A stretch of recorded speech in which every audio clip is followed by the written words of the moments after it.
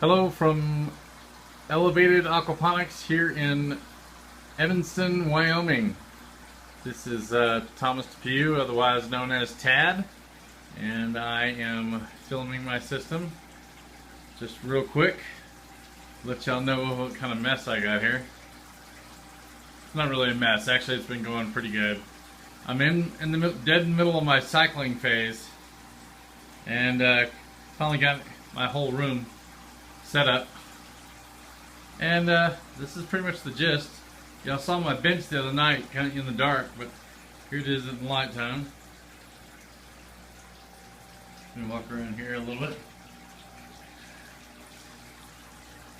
There's my bench. I just recently acquired a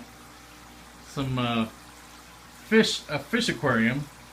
I was given to at a fairly cheap price. All that fish equipment there, and this 75-gallon tank. And I'm going to clean her up, and I'm going to use her as a quarantine slash baby tank or brood tank. It came with a really expensive light. I don't know if you can see it up there on the top. It's a like a four bulb T5 with LEDs inside. Really nice light. Has a timer, built-in timer on it and everything. I think you see it right there. Anyway, trying to make this quick. So all my supplies, kind of got it ready from building and stuff like that. You acquire some of that stuff. Right now, these are my little Aquaponics condoms. Nice. Condominiums. Aquaponics condominiums. That's a mouthful. Anyway, you can kind of see them here hiding behind there. Hiding behind. There's two of them. There's a black one, which you're not going to be able to see. I can barely see them. But everything's been working pretty good. Got some aeration going on, as y'all know. Got an air pump underneath the condominiums there. Then I got this, my input coming into here, and then this little water sprinkler. I love that little thing. Anyway, I got a little clean out down there. I'm plumbed back from behind on the bottom of my tank, so it comes out from behind the tank. That's a kind of a clean out, and as you can see back here, that is my separator. A sediment separator, solid separator, and my solenoid. And that's what I was kind of wanting to show y'all. Looks like I need to close my valve a little bit more. Thought I saw a drip there. Anyway, it is plugged into all in this power strip right here. Yeah, I know I'm loaded up here pretty good.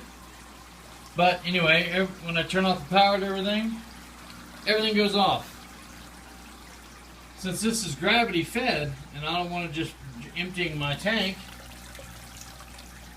when the gravity is off, I mean I can turn off that ball valve right there, but I don't want to. I just turn off electricity, and that solenoid stops the water when electricity stops to it, because it's plugged in over here, like I said. But as you can hear, my loop siphons are working well. That one just broke, and this one's about to start filling. What you see here in the beds are a mixture of hydrogen and pumice stone, which seems to be fairly light, and of course pumice is filled with holes, so I'm hoping the bacteria has a nice little place to hide. As you can see here, I got a few plants. Like I said, I'm in the middle of my cycling system, so these aren't really plants. These are just like tester plants. This guy would barely stand up on his own, so I got a little PVC pipe right there.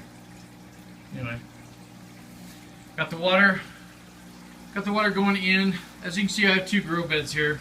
One is actually for the media. One is that has a bunch of holes and a screen in the bottom of it. So the water flows through to this one, which they both have a hole in the same place, of course, to drain. Both of them are set up the same way, so I can just pull one out and I have an empty bed. And that makes me easy to move and everything. I have two 30-gallon sumps here. One is designated from the return from the tank, fish tank. Water comes straight to the fish tank to this. It's then pumped up into the the beds. They drain down into this one.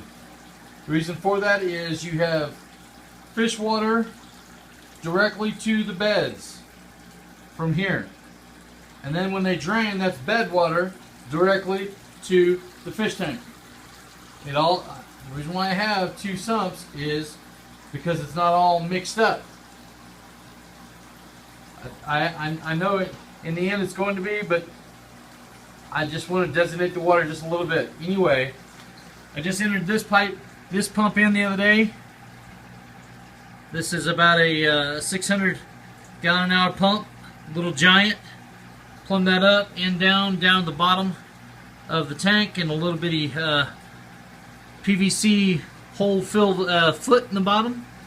And I mounted it to there with a couple pieces of hose underneath it so it wouldn't vibrate. And then as you can see there, I got a cross piece of hose between both the humps, so both the sumps. So when one goes over the other, if it gets too high, it'll just go into the other one. So there's my air pump to supply both sumps with air. And that's pretty much about it. Oh, I forgot to tell you, before it goes into the fish tank, it gets filtered again through this canister filter that I made. That's a canister filter, and then a little makeshift thing to get it away from the wall there. I know this is a long video, guys, but I just wanted to show you how I'm working it. Right now I'm germinating my seeds. I have the light on there like these. As you can see, the different spectrums here. Different spectrums. I had that same light on my germination box, and I flip it. See the wire kicking out there? I'll flip it around so the plants get kind of equal sides of both of them. And that's my water right there. It's set about 5.7, 5.5, 5.7 with a little feeder juice in there. That stuff to be exact. Anyway, my dechlorifier, my dechlorinator, and my more 5.5. Here's back to my desk again. Thank y'all very much, and I'm sorry for such a long video. I don't even know if I'm going to be able to load it. Thanks. Bye. Say bye, fishies.